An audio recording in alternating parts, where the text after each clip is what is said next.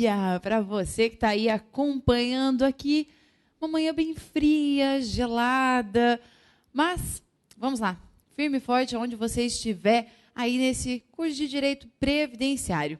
Hoje nós vamos falar um pouco, né? Pouco não, vamos falar aí o principal, o que vem, pode ser aparecer e cair aí na sua prova, no seu concurso do INSS, sobre auxílio-doença, sobre auxílio-acidente, que são benefícios em razão da incapacidade, e vamos falar também do salário, salário-família, salário-maternidade. O salário-maternidade, principalmente, teve muitas alterações aí no ano de 2013. Então, ele mudou substancialmente aí, muitas alterações na lei, e vamos trabalhar aí o que vem de novo. Então, hoje, vamos iniciar aí falando um pouquinho sobre o auxílio-doença, tá? O auxílio-doença, ele é muito parecido com a aposentadoria por invalidez. Ele também gera o risco, né? Ele é em razão do risco da incapacidade. Só que lá na aposentadoria por invalidez, nós temos a situação do benefício em razão da incapacidade total, né, permanente. A lei fala insuscetível de recuperação. Quando a lei fala insuscetível de recuperação, não quer dizer que nunca vai poder haver uma recuperação. Claro que pode, né? Mas no momento, quando se verifica a incapacidade, ele não tem condições mais de trabalhar, precisa se afastar de suas atividades, não tem condições de exercer nenhuma atividade. Aqui, você não tem de uma maneira temporária, não é de uma maneira assim tão longa, né? Uma incapacidade permanente, digamos assim, mas nem sempre quer dizer a impermanente, a questão, né, de insuscetível, que não vai haver uma recuperação. Quando possível, claro, o segurado será encaminhado para a reabilitação. O auxílio-doença, então, ele é de natureza ali temporária, tá? Temporário. Em regra, tá? Por que em regra? Imagine a situação. Quando eu exerço mais de uma atividade que me enquadre como segurado obrigatório da Previdência, eu sou filiada com relação a cada uma dessas atividades, correto? Então, se eu sou empregado, eu trabalho em uma empresa como empregada e também eu dou aulas em uma faculdade, né? Eu presto serviços, faço consultoria, por exemplo, para uma faculdade. Então, eu tenho duas filiações com relação àquela empresa e com aquele outro vínculo. Então, eu tenho duas profissões, eu faço uma consultoria, eu faço ali, né, exerço como empregado em uma empresa, por exemplo. Então, nessa situação, essas duas filiações, eu posso restar incapacitada completamente para uma atividade, mas para outra não.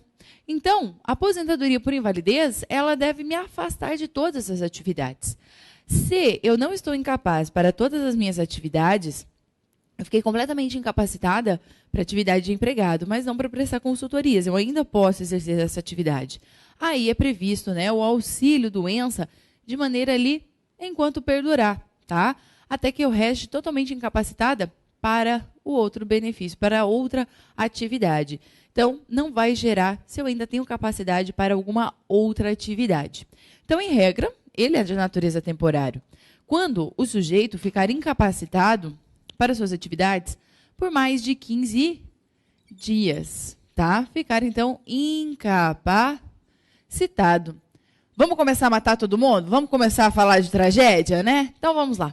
Imagine a situação do sujeito que estava caminhando na rua, né? Estava indo na hora do almoço, caminhando pela rua.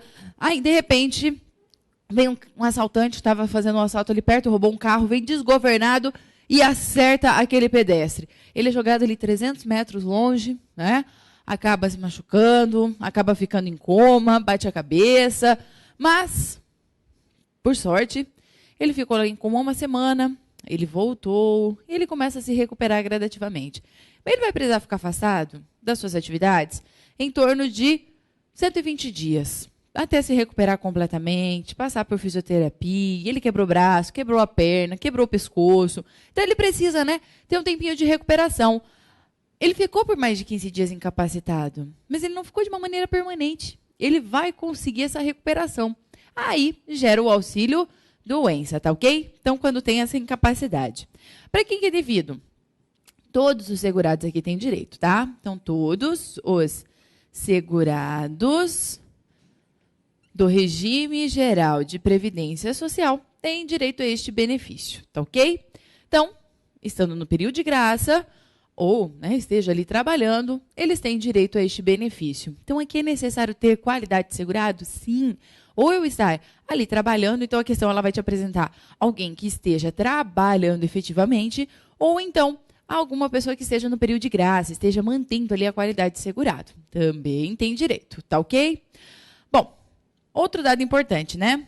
Carência. Em regra, o benefício, assim como a aposentadoria por invalidez, tem a carência de 12 contribuições.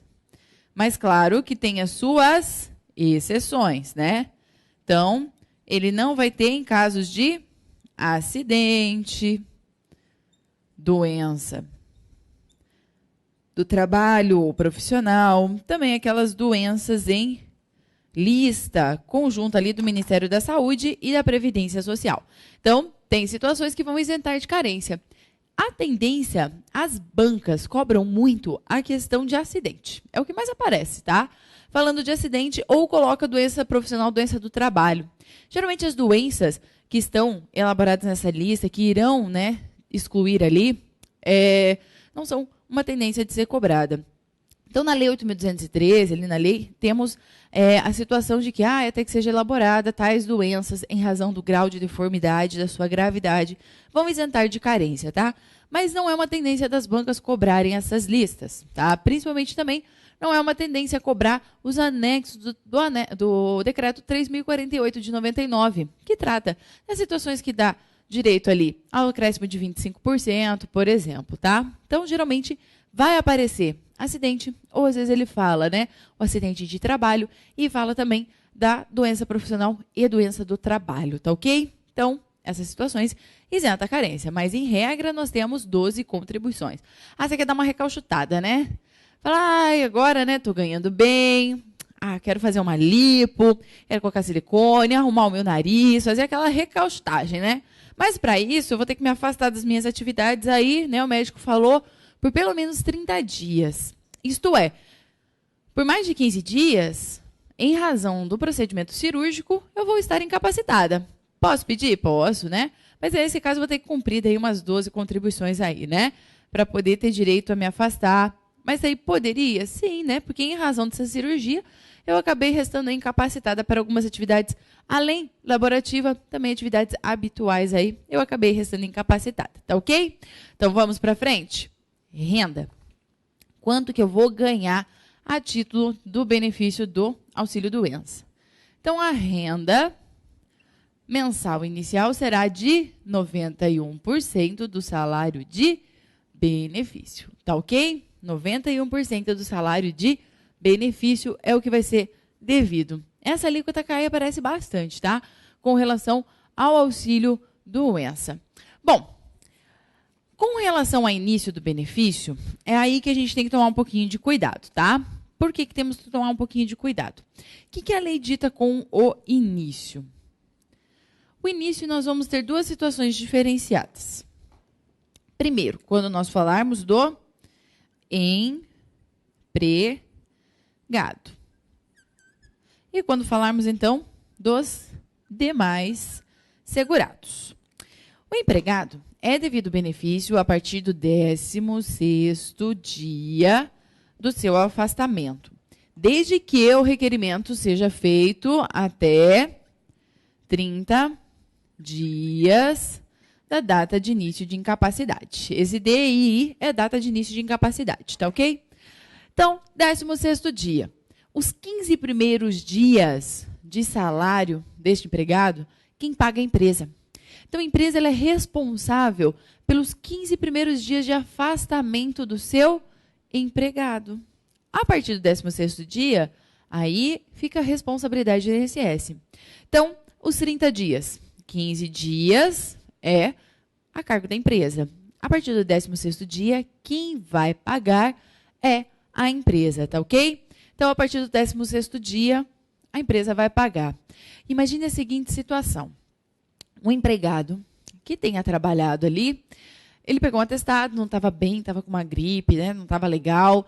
Pegou um atestado médico, o médico falou, olha, 7 dias em casa de repouso, tá? para que você consiga se recuperar. Ok. Ele ficou 7 dias em casa. Voltou a trabalhar no 8º dia e não estava legal ainda. Muita febre, muita dor. Trabalhou 2 dias, novamente foi para o hospital e o médico falou, se agravou o teu estado, na verdade já virou uma pneumonia. Terei que te internar, você vai ficar aí pelo menos 15 dias internados. Então, veja lá, ele ficou 7 dias de atestado, certo? Foi para o INSS? Não. Tá? Então, antes desse 16º dia, a responsabilidade fica a cargo da empresa. Aí ele voltou, trabalhou mais 2 dias, certo? Então, ele ficou 9 dias ali da empresa, tá? Aí o médico falou, olha, pelo menos agora 20 dias. Você vai ter que ficar afastado das suas atividades, certo? E agora? A empresa vai ter que pagar 15 dias a partir desse novo atestado? Não, já vai descontar. Então, a empresa já pagou 9 dias, né? Então, restaria aí mais 6 dias para serem pagos. Então, a empresa vai poder descontar. Ela paga só mais 6, depois já encaminha para o INSS, tá ok? Assim como precisamos ter atenção se ele volta a se afastar. Então, imagine a mesma situação. Ele ficou internado em 20 dias. Voltou a trabalhar. Trabalhou aí mais 5 dias. E mal, voltou para o médico e falou, nossa, complicou teu estado. Né? Na verdade, teve uma infecção, agora você pegou um outro vírus junto, já embolou tudo aí. Mais 60 dias afastados. E agora? Ele voltou, trabalhou mais um tempo na empresa. Quando ele retorna para a empresa, tá? Depois de receber o auxílio-doença, se ele retorna para a empresa e volta a se afastar novamente no prazo de 60 dias, a empresa não vai precisar mais pagar, tá ok? Então, ele reabriu esse auxílio-doença. Então, a empresa não precisa pagar novamente os 15 dias e depois ele vai para o INSS. Já recebe auxílio-doença direto, tá ok? E os demais segurados? Os demais segurados têm início na data de início da sua incapacidade, desde que faça o requerimento em até 30 dias. Aí nós vamos surgir uma outra situação. E se passar esses 30 dias, né? Então, se for mais de 30 dias, o requerimento. O que é o requerimento?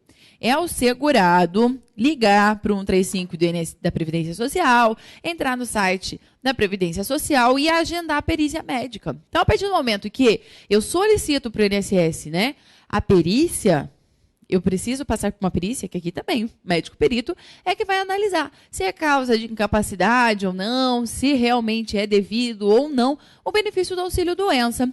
Então, quando eu faço esse requerimento para o INSS, eu solicitei para o INSS o benefício, né, pelo menos a perícia médica, para que o médico me avalie e veja se é caso de receber o auxílio-doença ou até mesmo uma aposentadoria por invalidez. A partir desse momento é que está contando. É o meu requerimento. Quando eu liguei lá na Previdência, entrei no site, agendei minha perícia. Este é o meu requerimento. Eu vou solicitar, eu estou requerendo para o INSS Amparo. Estou falando, olha, eu estou incapacitada para as minhas atividades, eu preciso de benefício. É isso que dita esse requerimento. Portanto, quando eu deixo passar esses 30 dias, eu só recebo da data do requerimento, tá? Então, eu recebo a partir da data do requerimento. Então, o cálculo dessa questão de data do requerimento fica mais ou menos a mesma coisa que falar da aposentadoria por invalidez. Então, imagine, né? Hoje, o sistema está sobrecarregado. Então, nós temos pouquíssimos médicos peritos. Então, tem algumas localidades que a perícia vai demorar 2, 3 meses, tá? Então, o que acontece? Imagine que eu tenha ficado incapacitada no dia 1º de janeiro. Aí eu consegui requerer, fiz o meu pedido, né, de auxílio-doença, de perícia para a concessão do auxílio-doença. Eu fiz esse pedido no dia 20 de janeiro. Estou dentro do prazo? Estou dentro do prazo dos 30 dias. Ok, só que daí quando eu fiz o pedido, a minha perícia foi agendada lá para março. Se em março ele constata que realmente eu estava incapacitada, eu vou receber desde a data da minha incapacidade, se eu requerir dentro desses 30 dias do início da incapacidade, tá ok? Então, é isso que fala. Qual vai ser o momento, a partir de qual momento vai ser pago? Se eu deixei passar esses 30 dias, eu não vou receber. Então, se eu agendei, na verdade, a perícia lá no dia 10 de fevereiro, eu deixei passar os 30 dias. Eu não vou receber desde o dia 1º de janeiro. Eu vou receber desde o dia 10 de fevereiro. tá ok? É isso que a lei determina nesse sentido, tá ok? Então, vamos para frente aí, né? Então, ele acaba se afastando das suas atividades.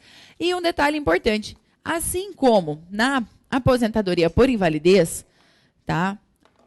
A doença ou a lesão que o segurado era portador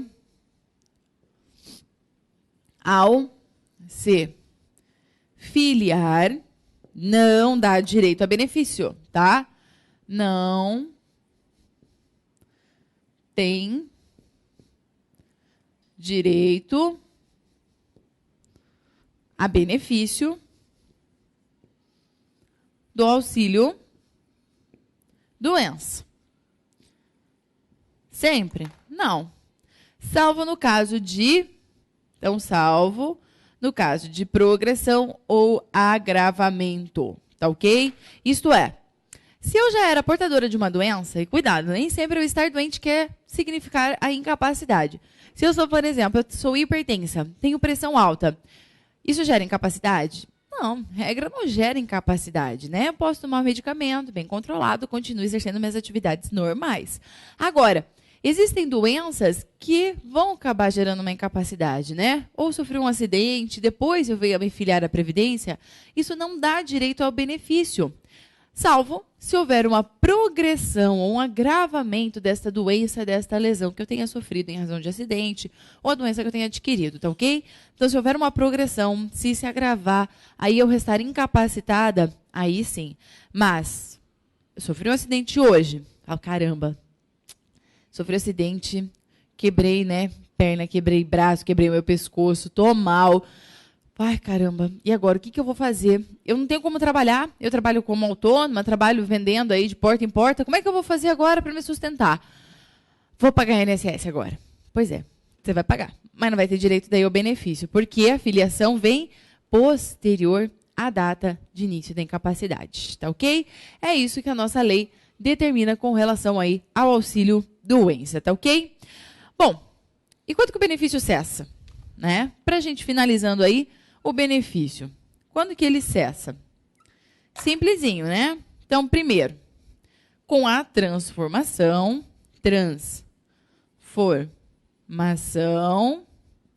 em aposentadoria por invalidez. Para receber aposentadoria por invalidez, né, eu não preciso, tá, obrigatoriamente, pagar benefícios, tá? Não preciso pagar. Eu não preciso receber o auxílio doença, tá? Para gerar aposentadoria por invalidez, tá ok? Bom, também, além da transformação, claro, com a morte do segurado. E os seus dependentes aí poderão ter direito à pensão por morte? Sim, tá? E também quando cessa a incapacidade, tá? Quando cessa a incapacidade. Se terminou, se eu me recuperei, fiz o tratamento, tô ok, tô bem, não há o que se falar mais em pagamento do benefício do auxílio doença, tá ok? Então, atente-se aí ao benefício do auxílio doença, benefício que é constantemente aí cobrado nas provas. É uma questão aí bem certa? Sim, com certeza, tá? Então, é uma tendência gigantesca aparecer aí o auxílio doença. Geralmente colocando esses probleminhas, falando questão da isenção, colocando acidente, tá ok? Então, sempre aparece essas questões aí na prova do INSS. Bom, encerrando então, falando aí os principais pontos com relação ao auxílio doença, que é devido, então, quando o segurado, né, resta incapacitado de maneira temporária para suas atividades. Então, ó, cuida com a frase, hein? Constantemente é cobrada a frase quando ele resta incapacitado por mais de 15 dias consecutivos, tá ok? Então, fica atento a essa situação. E lembra, hein? Para ter direito aí à aposentadoria por invalidez, não é obrigatório antes a concessão do auxílio doença, tá? E ele se mistura muito nos conceitos. Então, para a questão, como é que você vai diferenciar se é caso da aposentadoria ou é caso do auxílio doença? Quando restar incapacitado de maneira total, né, completa ou de maneira temporária. Então, as questões geralmente apresentam o auxílio doença, falando que o sujeito precisa se afastar de suas atividades por 60 dias, por 90 dias. Então, já fica atento, está falando de temporária. Agora, quando ele fala que ele restou completamente incapacitado, que é insuscetível de reabilitação, aí sim nós estaremos falando do auxílio doença, tá ok? Então, fica atento aí com esse tema. Outro auxílio importante, então, encerrando o auxílio doença, um auxílio importantíssimo é o auxílio acidente, tá ok? Então, toma um pouquinho de cuidado com relação ao auxílio acidente, tá? Então, vamos lá. Auxílio acidente. O auxílio acidente, ele é um benefício que não será devido para todos os segurados do regime geral de previdência social, tá ok? Então, o auxílio acidente, ele é devido para os seguintes segurados: o empregado, trabalhador avulso e o segurado especial, tá ok? Empregado, trabalhador avulso e segurado especial são os que têm direito a este benefício, tá? Então, fica atento aí com relação ao auxílio acidente. Pegadinha. O auxílio acidente, ele será concedido somente quando o segurado tiver algum acidente de trabalho? Então, muitas pessoas confundem essa situação. Então, o auxílio acidente, ele não é devido somente quando existe o acidente de trabalho. Negativo, tá? Então, ele é um benefício que é devido em razão de acidente de qualquer natureza, quando restarem sequelas, tá ok? Então, o que gera o benefício são as sequelas, tá? Decorrentes da consolidação, né? Quando existe a consolidação, são sequelas, isso é, existe um tratamento, eu me recuperei, mesmo assim eu não fiquei plenamente capaz, tá? Decorrentes de acidente de qualquer natureza.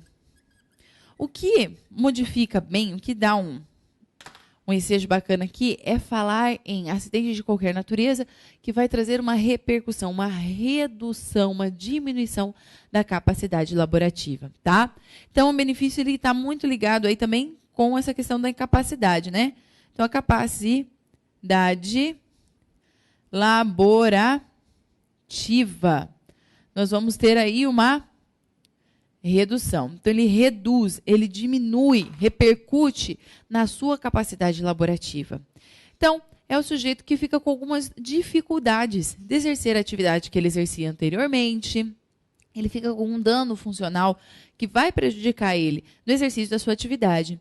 Mas ele não está completamente incapacitado para o exercício de atividade e que dê direito aí a receber a aposentadoria por invalidez. Essa que é a principal diferença com relação aí ao auxílio acidente, tá ok? Então, vamos falar mais alguns detalhes aí com relação ao auxílio acidente. O auxílio acidente, ele vai ter uma renda mensal inicial de 50% do salário de benefício, tá ok? Portanto, nessa situação, este benefício ele pode ser menor que o salário mínimo. Por quê? Ele tem natureza indenizatória, tá?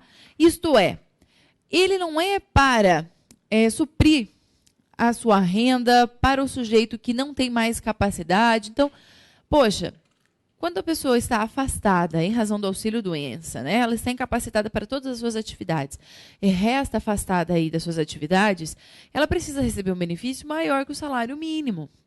Então, pelo menos, se o cálculo lá, né, eu sou empregada, eu ganho ali uma média de um salário mínimo, né, tive algumas contribuições, se por acaso, né, ali o salário de benefício deu um salário mínimo, aplicando 91% ficou menor, claro que vai ser garantido aí pelo menos o valor do salário mínimo, né? Para aquele empregado de uma empresa que se afastou. Então, pelo menos tem garantia, porque vai acabar substituindo o salário. Aqui não, aqui é muito mais uma questão indenizatória, porque a pessoa vai ter dificuldades de exercer a sua atividade, vai ter algumas limitações, algumas reduções da sua capacidade, por isso que é devido, tá? Mas pode ser menor sim que o valor de um salário mínimo. E claro que ele pode acumular, né? Acumular com o seu salário e também com alguns benefícios aí da Previdência Social, tá? Ele não acumula, tá? Então, não acumula com aposentadoria e também não vai acumular, claro, com outro auxílio acidente, tá ok? Então, é isso que a lei e o decreto proíbem, tá? A acumulação com aposentadoria e outro auxílio acidente. Mas eu posso acumular com outro auxílio doença? Pode. Então, eu recebo o auxílio acidente, né? Há 3 anos. E agora eu fiquei doente novamente. Até pode. O que não é possível é acumular auxílio acidente quando dá reabertura do auxílio doença, tá?